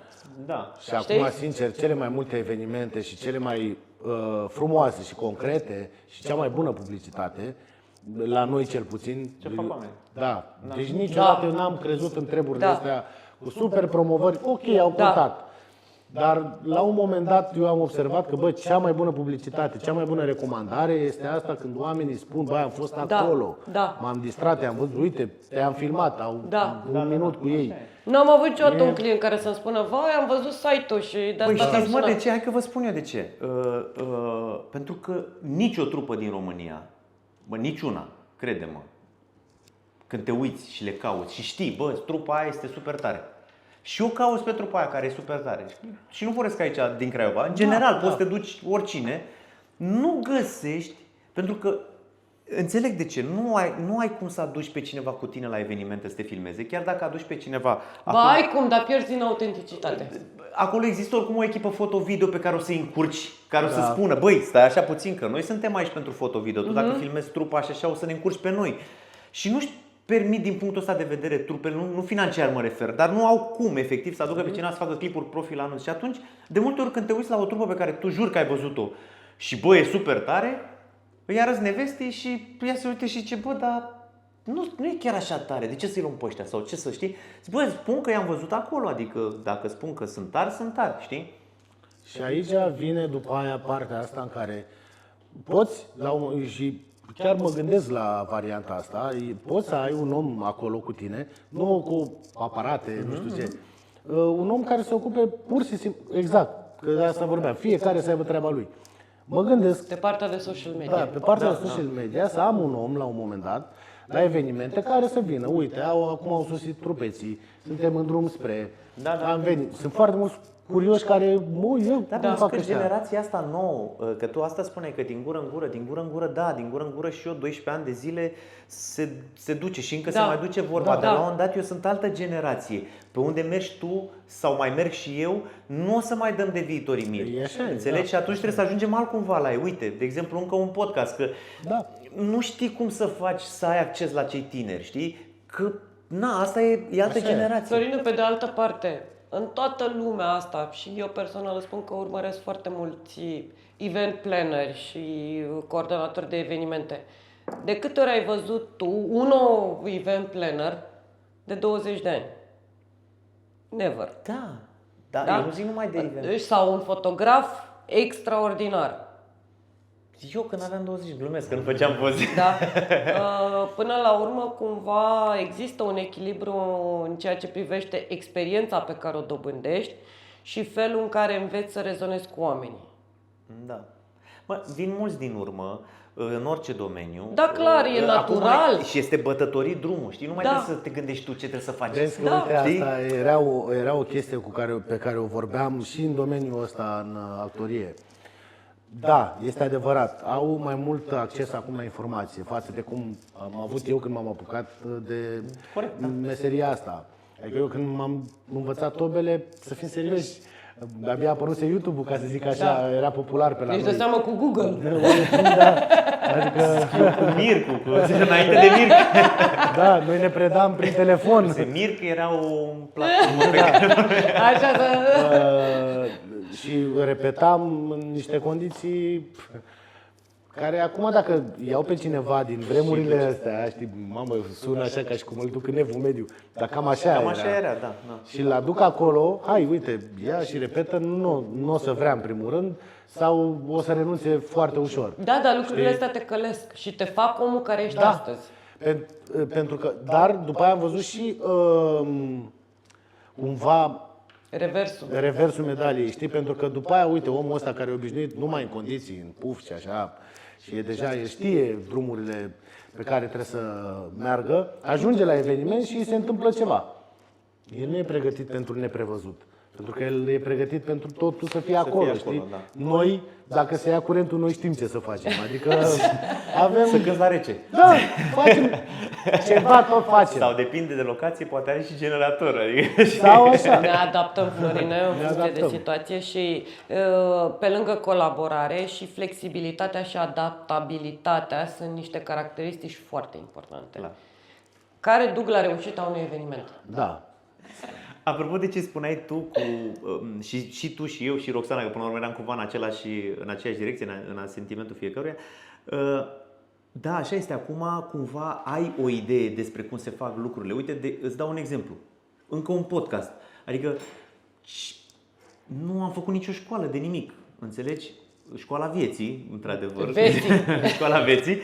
Dar gândește-te că lucrez cu Mihai, Mihai Trestaru, care el tot din 2019 îmi zicea: bă, hai mă să ne filmăm, hai să facem, bă, dar de ce nu facem aia? Că noi râdem, adică noi făceam chestiile astea atât de natural încât îi se părea super ciudat lui, venind din altă generație, da? Că nu le facem.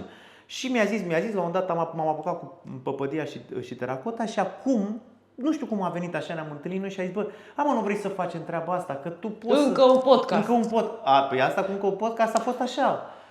Cred că de la primul episod, nu știu dacă l-ați văzut, când am zis, încă nu i-am dat nume, cred că o să se numească Jurnalul unui pozar de nunți, din culisele nunților. Nu. Ascultăm și nu judecăm.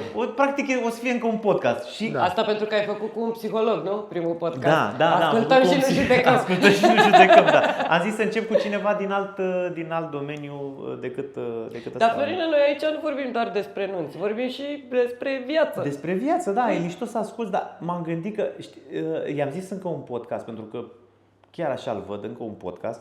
Și da, era mai bine să-l fi făcut când era în pandemie, atunci au început într-adevăr să se facă toate chestiile astea, când regret că nu m-am apucat de TikTok, deși mi-am făcut atunci contul, pentru că acum m-ar fi ajutat mult mai mult în business-uri. E clar că se vede cine are de câștigat de pe platformele astea, cei care au fost atenți la un moment dat și s-au... Da, Florina, da, îți spun de ce n-ai făcut-o și de ce n-am făcut-o nici eu. Pentru că suntem atât de absorbiți de activitatea pe care o desfășurăm, încât de foarte multe ori uităm să comunicăm și în exterior ceea ce facem. Da. Bine, și la început TikTok-ul mi s-a părut tot în penii, vă zic sincer. Adică erau niște porcării pe acolo. Acum sunt chestii super utile, multe dintre ele, știi? Au început oarecum să se mai cearnă cumva. Da, la început erau tâmpenii, dar atunci creșteai cu tâmpenii, adică cu... Dar știu, dar nu mi-ar fi plăcut niciodată să cresc cu niște tâmpenii. Am pretenții mai mari de la mine. Știi care e chestia? Că eu am mai vorbit de treaba asta. Cumva și exemplele negative pot fi niște exemple. Da. Dar aici depinde de tine dacă știi să faci diferența dintre așa nu și așa să da. discerni. Da. Eu, spre exemplu, am treaba asta inclusiv din meseriile pe care le fac, asta cu actoria și cu muzica, dar pe lângă asta mi-am dat seama când am intrat la liceu. Adică eu am venit din generală, din 24 am făcut, în Brazdă. Unde... Da, și eu. Da. Ca să vezi. Ne găsiră râde. Am venit de acolo, nu neapărat, adică nu eram nici cel mai... La școala 11. La 11. Eu nu eram cel mai bun, dar nici cel mai... Da, mă rog, eram așa și așa, da. Medium mai rea. făceam și prostii, de ce să... Ei. Dar mă credeam totuși printre elevii care fac prostii. Și m-am dus în liceu, n-am avut cea mai mare notă, așa că m-am dus la liceul Bibescu, în Cornițoiu. Și când am văzut acolo că se poate mult mai rău decât ceea ce făceam eu din astea prin 24, ăla a fost exemplul meu negativ și am fost printre cei mai buni după aia la liceu. Adică nu mai eram băgat la ultimele bănci, eram dintre primele bănci.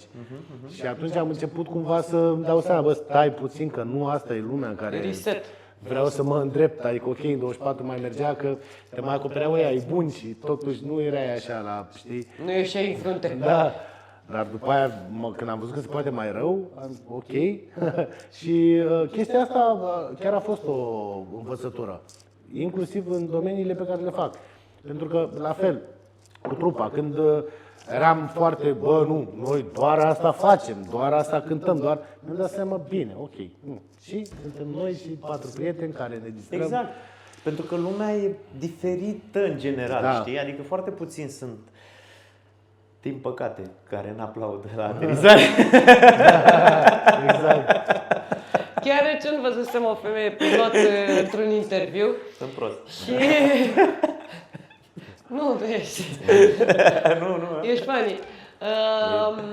O femeie pilot era în cadrul unui interviu și a fost clar întrebată: Doamne, dar doar românii aplaudă la aterizare? Și a zis că nu, aplaudă și alte nații la aterizare. Și chiar ea a insistat asupra faptului că îi place să fie aplaudată la Da, că aterizare. e pilot, nu? Da. Și mai aude și... o femeie Până pilot. la urmă... Până la... Tu știi că eu sunt o feministă convinsă, deci... Nu? Hai să nu intrăm în zona aia. la sunet. Da. Da, lăsați. Da. Tu știi că am și imaginația bogată, dar nu despre asta era vorba. Bun. Am un set de 10 întrebări care sunt foarte scurte, răspunsurile Fulger. sunt simple. Da, sunt fulger, sunt tot timpul Acum ne facem de le căcat. pun înainte. Nu sunt de căcat sau de necăcat, sunt chiar de mâncat unele. Și sunt Aici așa, sunt interesat. simplu și îmi răspundeți pe rând, scurt și la obiect. Bagă. Sarmale sau pește? Pește, culmea, dar pește. Da, și mie îmi place peștele, dar sarmalele decât de Crăciun. Și la evenimente? Prefer peștele. Și la fel. Peștele. Da. Mire sau mireasă? Adică cum? Adică cu cine Despre prefer ce să interacționezi mai mult sau pe cine prefer? Nu știu. Credeam că dacă el vrea să fie mireasă. Mă, culmea eu m-am înțeles foarte bine cu miresele. Adică am colaborat foarte... Nu știu, mi s-a părut că mereu am fost foarte exact, autentici. Am vorbit fără... Așa, mirii parcă sunt mai impunători, mai... Deci când faceți... Și cred că dezinteresați, se chinuie săracii să... Da, și Știi, se chinuie să intervine și în discuție. oricum ei, dacă vin și te întreabă ceva, tu îi spui, păi facem așa. Nu mai puțin că mă duc să întreb. Deci oricum tot cu ea trebuie să vorbești. Happy wife, happy life, știi? Deci mireasă? Bă, depinde de fiul meu. situație. Adică 99% din cazuri eu discut cu mireasa. Clar. Și de multe ori în momentul în care mă sună un mire, mi se pare suspect. Și ciudat. Știi? Ciudat. Dar până la urmă, știi, eu am vorba asta. Chit că discut cu mireasa sau cu mirele, le spun, bă, uite, am ajuns la concluziile X, Y, Z, vorbiți-vă voi între voi ca familie, că de-aia veți fi o familie și îmi transmiteți concluziile comune, știi? Am înțeles. Deci ambii... Ideea e că cu mireasa, pentru că oricum ca ea va fi. La ea va ajunge. Mireasa decide, da. Așa este, așa este. Mă rog, asta nu cred că te interesează neapărat pe tine ca organizator, dar și pe tine poate ca viitor mire. Da. Știi ceva?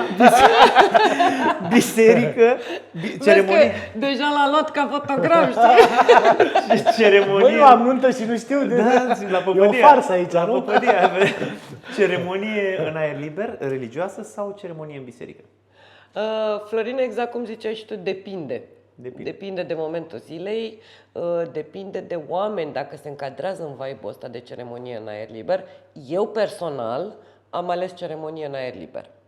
Și pentru nuntă și pentru botezurile celor doi copii. Din punctul meu de vedere, dacă ar fi să aleg, și eu tot în aer liber aș alege partea asta. Bineînțeles, cu ajutorul naturii și lui Dumnezeu, care da. Și spun de ce. N-aș spune neapărat că nu sunt o persoană religioasă. Dar, pe de altă parte, mi se pare că biserica îți impune să fii puțin mai bățos așa, știi? Și eu nu sunt așa. Nu știu, dar vara să stai fleașcă, mort în Stai niște că în biserică e răcoare. E mai răcoare. Da, Da, da. nu mergi tu la biserică. N-ai fost tu la biserică? Nu prea, În dar, biserică e mai bine. nu prea, dar la care am fost erau, într-adevăr, aparatele puse acolo, dar nu funcționau. Adică nu, în chiar foarte în biserică multe de multe locuri. ori mai răcoare. Da, Nu da. ofens, n-am nicio problemă, Doamne ferește. Chiar merg la biserică din când în când, mai ales acum că Mai ales acum că e the highlight. Da, da, da. E, îmi Acum place, se afirmă dar, oamenii. Nu știu, mă simt și știi, parcă chiar și religios, dacă stau să mă gândesc, eu tot în aer liber aș vedea asta. Cumva sub cerul liber Da, și... da, păi nu existau biserici. Știi, în da, religie adică- mai- Credința este în noi înșine. Asta zic, adică ce trebuie neapărat să fie ceva... Cine preferă, ok, e bine, nu... Da. Mă duc, am fost la prieteni unde au preferat în biserică, dar da, într-adevăr, eu prefer în aer liber. în aer liber. Nuntă mare sau nuntă mică? Hai, răspunde tu. Că ai deja fotograful ales. Mică. Sincer, da, parcă când e o nuntă mai restrânsă, mai mică, e și gradul de sinceritate mai mare în ceea ce privește totul. Adică sunt, na. Dar, depinde, asta zic, depinde cum e organizat. Dacă vrei să-ți iei apartament, Dacă trebuie da, să faci o nuntă mare. și nunta mare, dacă știi să o gestionezi și o faci cum trebuie. un și organizator. Cu un organizator foarte priceput. Organizat. Exact, și cu o trupă. ce spun eu? Să nu mai vorbim de fotograf. Super, că gata. Laudă-te gură că îți dau bucătura. Exact. Da, prefer Nunta mai mică, dar cred că și astea mai mari, cu invitați mai numeroși, pot fi foarte mișto dacă au pe cine trebuie. Nu, așa, Nu zicem noi că... Cunosc un prieten dacă... Roxana, nuntă mare sau mică? Florine, acum depinde cât de mare e neamul, știi? Nu zic ce preferi tu, așa. Eu personal am preferat la nunta mea să știu pe toată lumea pe numele mic. Bravo! Mă iar notez după aia cu creta asta, cu numele mic, să știu toată lumea pe numele mic. Pentru că mi s-a părut important ca un moment atât de important pentru mine și pentru soțul meu să fie împărtășit de oameni care chiar se bucură pentru noi. Tequila sau Jägermeister? Mamă, eu am fost cu Jägermeister. Am avut o relație foarte frumoasă în trecut. Dar nu știu de ce acum, fiind și de la vârstă, că am văzut că odată cu vârsta parcă schimb preferințele și în mâncare și în băutură. Dar la băutură, culmea. Bine, berea niciodată nu cred că ne vom despărți vreodată, suntem fideli. E ca o pâine. Da, exact. Dar acum tequila în trecut Jäger, culmea. Nu mi-a plăcut niciodată gustul de Jäger. Deci tequila. Nuntă în interior sau în exterior? Exterior. Depinde de vreme, mă rog, dar... Așa mare. Exterior. Exterior amândoi. Exterior. Deci mai trebuie să facem în grădină. Și acum ultima întrebare din cele scurte. Muzică populară, ușoară sau manele? Sau Eu aș alege muzică ușoară, bineînțeles. Adică o trupă, cum ar fi No Antidot, spre exemplu. Pentru nunți. Pentru nunți, pentru evenimente ne referim acum, nu? Da, Nu da. în viața noastră personală. unde ascultăm Manele. Aia zic, în mașină sau... Da. Bubuie boxele! Dar și populară. Eu sunt omul care recomandă, deși mulți, pe bune, chiar îmi recomanzi. Bă, da, îți recomand o muzică populară bună, autentică, românească, dacă ai posibilitatea. Nu ceva să fii cu cel mai mare taraf din lume, dar dacă ai ocazia să-ți iei un taraf restrâns, ceva frumos, cu o muzică autentică, eu sunt genul care recomandă treaba asta. Muzica populară este musai la evenimente, încă, eu așa consider, dar bineînțeles muzica ușoară care susține... E viața ta! Da. Și manelele? Și bă, acum, dacă oamenii vor și ei... Știi cum e asta cu manele? Bă, da, ok, vrei manele, da. De ce? Adică care e scopul pentru care tu Să vrei? fie ceva ce place la toată lumea. Păi da, dar poate la toată lumea nu place, poate place Da, doar mă, ție. glumeam. Păi nu. Depinde de prieten, da. Și după anumit... Eu Da. asta îi spun. Adică mulți îmi zic, bă, da, DJ-ul vostru are ceva acolo. Are. Bă, unii au, unii n-au. Unii au fost nevoiți să ia atunci, poate au downloadat pe moment. Dar eu, de ce vrei muzică? Dacă tu ai un motiv, dar bun, pentru care tu vrei manele la eveniment, ia frate manele, dar ți-am zis cum. Nu în momentul nostru sau nu, adică nu mai avem treabă unii cu alții. Dar dacă vrei manele pentru că tu simți, trăiești muzica aia și ești așa, ești manelist, convins, Da. ia-ți frate manele. Dacă tu nu ești manelist, tu nu ai treabă, tu nu trăiești după ceea ce spun noi aia. Și vrei Nu- doar să le faci pe plac invitaților De tăi. ce faci asta? Adică care e scopul? Nu e ideea Adică de... să fie autentic. Da, adică Altă părere, Roxana sau... Mai Florina, hai să spun cum văd eu lucrurile. Ia. Eu întotdeauna vorbesc și de anumite uzanțe. Da? Tu personal, acasă, tu când ești cu tine, când alergi, da? Să zicem. Da. Ce ascult eu? Asculți muzică populară? Câteodată. Câteodată. În schimb, Bot Gros, de exemplu, îmi place foarte mult, îmi dă energie. schimb, de foarte multe ori oamenii se așteaptă ca la un eveniment să existe și muzică populară. Până la urmă depinde de tine și de ce alegi tu, dacă îți dorești să mergi și în această direcție sau nu. Dacă tu simți că rezonezi cu muzica populară sau cu muzica ușoară mai mult sau cu manelele, why not? Până la urmă este evenimentul tău. Corect. Da? Eu întotdeauna spun, când a fost vremea mea să mă căsătoresc, am făcut ceea ce mi-am dorit eu. Așa că întotdeauna îmi încurajez clienții să facă ce își doresc ei. Nu ce își dorește neapărat familia, nu ceea ce își doresc restul invitaților și în niciun caz ceea ce îmi doresc eu. Așa este. Și o chestie cu care iar vreau că mi-a venit asta acum. Foarte mulți au tendința de a face din nunta lor un show de Da. talente. Parcă mă simt ca la România au talent, știi? 5-6 invitați fiecare cu Wow, programul păi lui. l-am adus și pe ăla Festival. care cântă karaoke, mai vine ăsta care face, vine ăla cu mingiuțe, stai că mai avem dansuri grecești, stai că Da. nu știu ce. Mie mi se pare mult și e o nuntă. Adică e o nuntă, nu sunt zilele orașului, nu sunt... Da. Știi, trebuie să... Unii oameni cred că din tendința de a face mult și de wow, ce eveniment am, cred că se duc un pic în mult. Să nu Da, zicem. dar uite, fii atent, apropo că vorbeam și de psihologie. Este vorba pur și simplu aici de o chestiune de diavolul stă în detalii.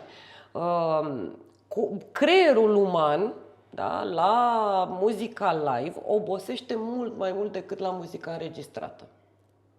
Tocmai de aceea se recomandă întotdeauna la un eveniment să existe o alternanță între muzică înregistrată și muzică live. Am avut evenimente unde clienții mei au cerut să fie doar muzică live și la un moment dat la 12 noaptea nimeni nu mai reacționa la nimic.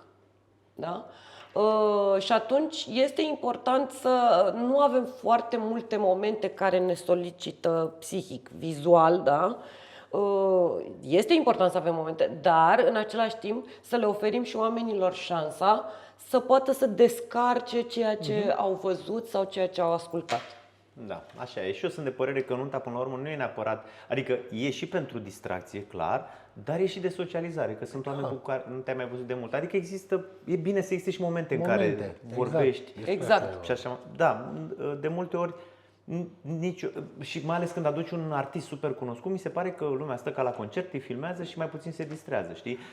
Câte unii reușesc să facă atmosferă, alții nu. Sau, mă rog, cu o parte din oameni, care ăia oricum se distrează și dacă am pune noi acum o box aici și ăia de fapt erau de la nunta mică, știi? Și după aia nunta mare sunt ceilalți care filmează pe Loredana. Care au venit la festival. La festival. Dragilor, vă mulțumesc foarte mult pentru invitație, pentru participare. Am vorbit preț de, cât, Mihai? 2 ore.